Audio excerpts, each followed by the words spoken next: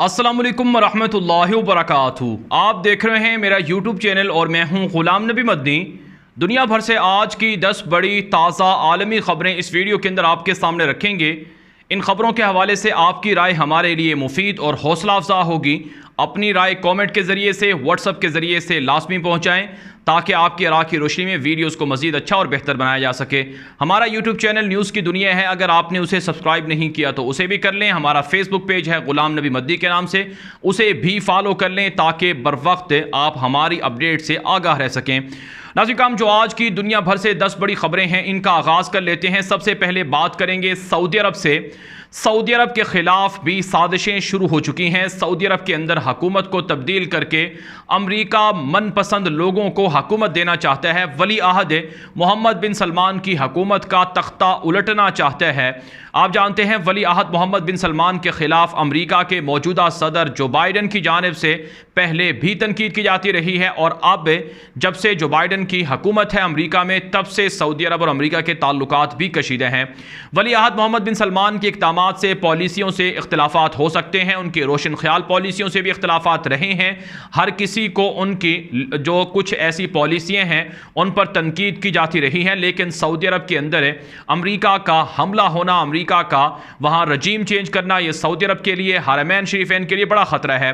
Saudi अरब को 3 टुकड़ों में तकसीम करने का मंसूबा है जो दज्जाली ताकतें बड़े अरसे से बनाए हुए हैं। इसमें हिजाज को अलग करना है जो मुसलमानों की मुक़द्दस सरजमीन है, यानी मक्का मुकरमा और मदीना मुनव्वरा को, और इसी तरह से नाज़रीन काम जो सऊदी अरब का इस वक्त कैपिटल रियाज है उसको अलग करना है, और इसके अलावा कुछ दीगर जो पेट्रोल से मालामाल इलाके हैं उनको अलहदा आज़ाद करना है।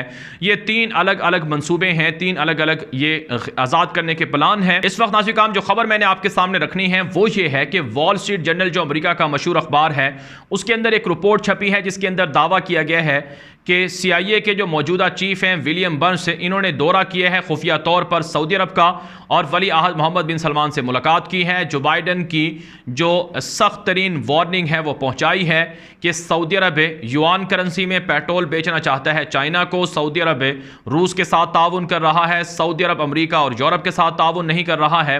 अगर सऊदी अरब ने अपनी हरकतों पर गौर ना किया तो फिर अमरीका फैसला कर लेगा और अमरीका वली अहद का तख्ता उलट देगा। नाज़रीन काम अमरीका के जो इस वक्त ख़तरनाक अज़ाइम हैं वो वाज़े होना शुरू हो चुके हैं, क्योंकि तुर्की अल फैसल जो सऊदी अरब के शहज़ादा, जो सऊदी अरब के साबिक इंटेलिजेंस चीफ रहे हैं, अमरीका और UK में सफ़ीर भी रह चुके हैं, सऊदी अरब के जो शहज़ादा फैसल के यानी जो शाह फैसल थे उनके वो बेटे भी हैं, उनका भी इंटरव्यू आ चुका है कि अमरीका और सऊदी अरब के ताल्लुकात अच्छे नहीं हैं। तो इसलिए आने वाले दिनों में सऊदी अरब को मज़ीद ख़तरात फेस करना पड़ेंगे। सऊदी अरब इस वक्त शदीद ख़तरों में है, इसमें पाकिस्तान को और तुर्की और दीगर मुल्कों को मदद करने की ज़रूरत है। इसी वजह से तुर्की से सऊदी अरब ने ताल्लुकात भी बहाल किए हैं। बहरहाल नाज़रीन काम जो आज की दूसरी बड़ी खबर है ये रूस और जापान के ताल्लुकात के हवाले से है। यूक्रेन की जंग की वजह से जापान अमरीका का साथ दे रहा है, रूस के खिलाफ धमकियां दे रहा है। रूस ने जापान के वज़ीर आज़म समेत 63 जापानी हुकाम पर पाबंदियां आयद कर दी हैं, इनके असासे जब्त कर लिए हैं। रूस में दाखिले पर पाबंद होने से पाबंदी लगा दी गई है। रूस ने कहा है कि जापान कई दिनों से रूस की दुश्मनी जारी रखे हुआ था जिस पर यह सज़ा दी गई है।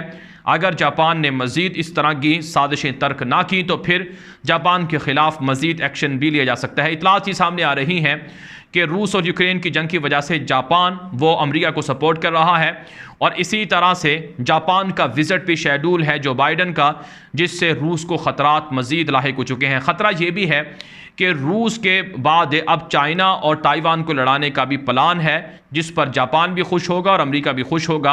इस वजह से चीन और रूस में भी कुर्बतें बढ़ चुकी हैं।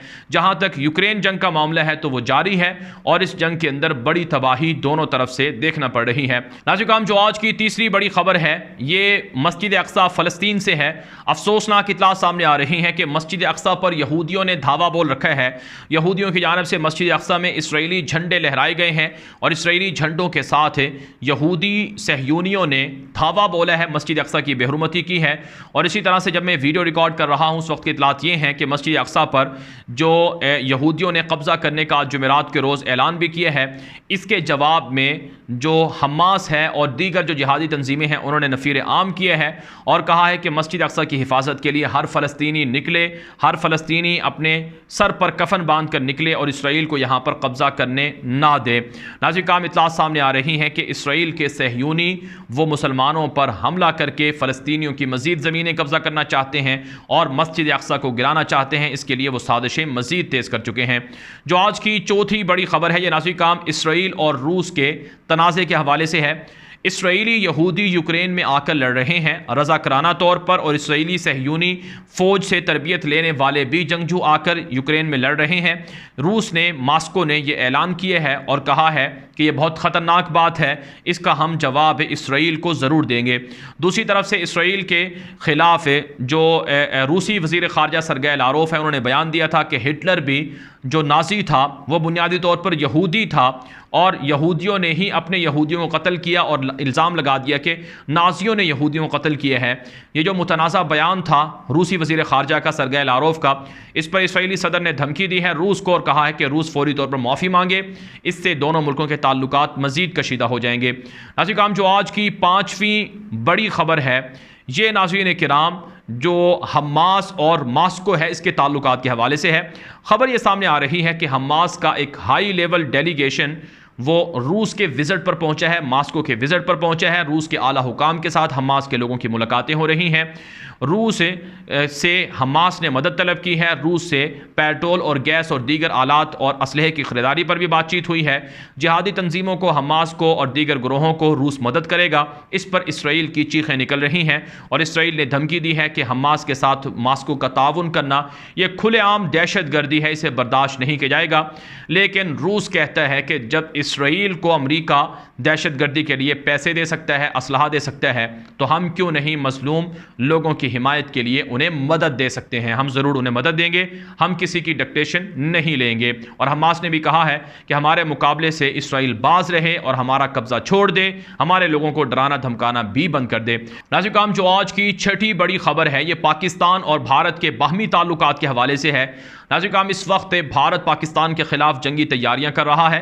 ताज़ा रिपोर्ट्स मौसूल हो रही हैं कि पाकिस्तान के खिलाफ लास्ट वॉर के नाम से, आखिरी जंग के नाम से भारत के साबिक जर्नैलों ने, भारत के साबिक फौजी एहलकारों ने सोशल मीडिया पर और इसी तरह से इंटरनेट पर, मीडिया पर मुहिम चलाना शुरू कर दी है कि फैसला कुन जंग, आखिरी जंग की तैयारी की जाए और पाकिस्तान से बदला लिया जाए, पाकिस्तान को ख़त्म किया जाए, पाकिस्तान पर भारत कब्जा कर ले, इसके लिए मुहिम चलाई जा रही है। इससे पहले मैं आपको बता चुका हूं कि भारत के वज़ीर दाखिला अमित शाह ने बेंगलोर के दौरे के मौके पर यह ऐलान किया है कि हम भी अमरीका और इसराइल की तरह जहां कहीं ख़तरा देखेंगे वहां पर जाकर हमला कर सकते हैं।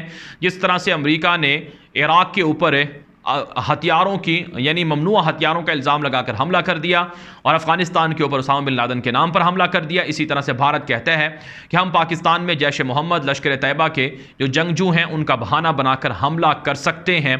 और भारत के मीडिया पर इसके लिए तैयारियां हो रही हैं, जश्न मनाया जा रहा है। भारत की जो एयरफोर्स है वो भी रिहर्सल कर रही है। ऐसे में पाकिस्तान को भी तैयारियां तेज़ करना होंगी, क्योंकि दुश्मन बुज़दिल है, वो पसे पर्दा गफलत का मौका पाकर किसी भी वक्त हमला कर सकता है। नाज़रीन काम जो आज की सातवीं बड़ी खबर है, ये नाज़रीन काम अफ़गानिस्तान से है। अफ़गानिस्तान के अंदर है, अफ़गान तालिबान ने शरी कवानीन को लागू करना शुरू कर रखा है। अफ़गान तालिबान की इस्लामी इमारत को आप जानते हैं 1 साल होने वाला है। अगस्त के अंदर तालिबान की हुकूमत आई थी। तालिबान ने इस्लामी इमारत के मातहत जितने भी शरी कवानीन हैं उन्हें लागू करना शुरू किया है। एक बड़ी खबर यह है कि ख़वातीन को ड्राइविंग लाइसेंस की इजाज़त नहीं दी जाएगी, मज़ीद लाइसेंस ख़वातीन को हासिल करने से रोक दिया गया है। फ़िलहाल ज़ुबानी हुक्म जारी हुआ है, सरकारी हुक्म जल्द मिलने वाला है। इस हवाले से जो मगरबी NGOs हैं वो प्रोपेगेंडा कर रही हैं। ताहम तालिबान कहते हैं कि शरी कवानीन पर कोई कंप्रोमाइज़ नहीं होगा, चाहे जितना मर्जी प्रोपेगेंडा मगरब कर ले। हम ख़वातीन को, लड़कियों को स्कूलों के अंदर भेजने के ख्वाह हैं, उन्हें मुनासिब रोज़गार देने के ख्वाह हैं, लेकिन जहाँ शरी कवानीन पामाल होंगे ख़वातीन के ज़रिए से या ख़वातीन को इजाज़त देने से, तो उन पर सख्ती से अमल किया जाएगा। नाज़रीन जो आज की 8वीं बड़ी खबर है, ये ईरान से है। ईरान की हुकूमत ने एक स्वीडन निज़ाद ईरानी शहरी को इसराइल की जासूसी करने के इल्ज़ाम में फांसी देने का का ऐलान किया है, जिस पर मगरबी दुनिया की जानिब से सख्त रद्द-ए-अमल आ रहा है। ईरान के अंदर साल 2021 में 350 के लगभग लोगों को फांसियां दी गई थी। इसमें ज़्यादातर जासूसी के इल्ज़ाम में और इसी तरह से सुन्नी मुसलमानों को और इसी तरह से कुछ ख़वातीन को जिनसी मामलात की वजह से भी फांसियां दी गई थी, जिस पर इंसानी हकूक़ के इदारे ईरान पर सख्त तनकीद कर रहे हैं। नाज़रीन, जो आज की 9वीं बड़ी खबर है ये स्वीडन से है। स्वीडन के अंदर एक मरतबा फिर कुरान पाक की बेहुरमती करने का वाक़या पेश आया है। अफसोसनाक वाक़या ये पेश आया है कि एक गुस्ताख है, रासमूस उसका नाम है, मलून है। यह शख्स कुरान पाक को जलाने की कोशिश कर रहा था सरेआम कि वहाँ पर खड़े हुए मुसलमानों ने इसको पकड़ लिया, धर लिया। जैसे ही इस मलून ने मुसलमानों को देखा तो ये अपनी गाड़ी के अंदर भाग निकला, लेकिन मुसलमानों ने कहा है कि अगर इसने जुर्रत दोबारा की तो फिर इसे मार डाला जाएगा। इससे पहले भी कुरान पाक चलाने की कोशिश कर चुका है, लेकिन हैरत इस बात पर है कि आज़ादी इज़हार राय के अलंबरदार मुसलमानों के जज्बात को ठेस पहुंचाने के लिए इनको गिरफ्तार क्यों नहीं करते हैं, इन्हें सजा क्यों नहीं देते हैं। बदले में मुसलमानों ही को दहशतगर्द करार देकर गिरफ्तार कर लिया जाता है। नाज़रीन, जो आज की 10वीं बड़ी खबर है ये मिस्र से है। मिस्र की एक खातून अदाकारा हैं जो रमज़ान जिन्होंने सऊदी अरब का विज़िट किया और मक्का मुकरमा मताफ़ के अंदर खड़े होकर एक वीडियो बनाई, और इस वीडियो के अंदर यह खातून अदाकारा कहती हैं कि मेरी ख्वाहिश है कि मैं अपने रमज़ान के अंदर जो मेरे ड्रामे नशर होते हैं, ड्रामा सीरियल नशर होती है, उसकी मैं शूटिंग एक बैतुल्ला शरीफ के अंदर या काबा के अंदर भी करूँ।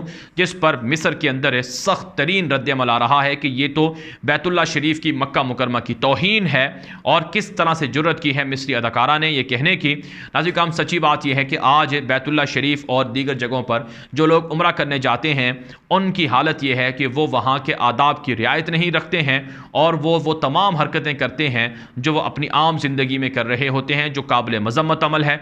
वहाँ तो इस उम्मीद से जाना चाहिए कि अपने गुनाहों का बार लेकर जा रहे हैं कि अल्लाह ताला हमारे गुनाहों को माफ़ कर दे। तो बहरहाल नाज़रीन, इससे पहले मस्जिद नबवी के अंदर इस तरह का अफसोसनाक वाक़या पेश आया जिसकी जितनी मज़म्मत की जाए उतना कम है, और अब मिस्र की जानिब से ये वाक़या पेश आया है।